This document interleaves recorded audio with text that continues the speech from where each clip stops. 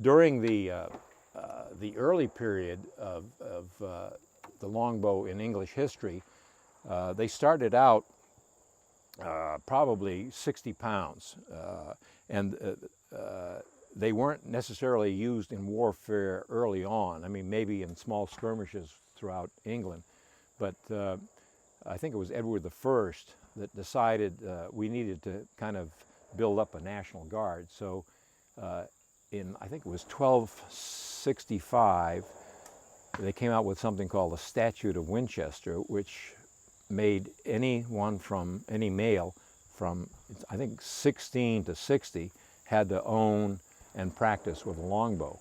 So they did that for a long period of time, and that became their National Guard, so to speak.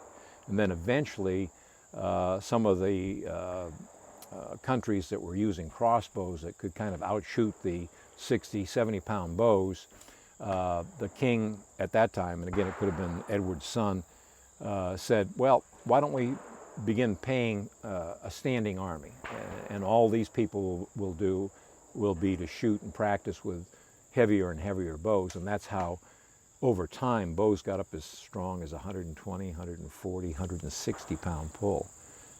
By 1540, I think it's 45 or 46, they were very, very strong. And when the Mary Rose, which is Henry VIII's flagship, sank with 800 people on board, they raised that particular ship in 1981, I believe, and they found these boxes with these poles in them, and when they had them analyzed, they realized they were bows.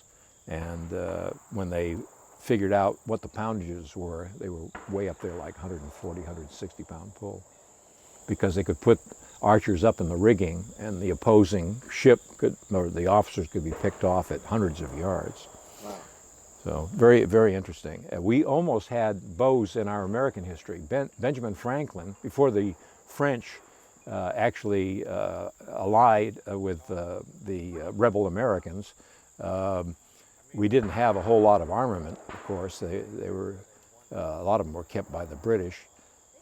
So Ben Franklin suggested to one general that we could make longbows and protect ourselves and our lands by using the longbow, but the general never went along with it. So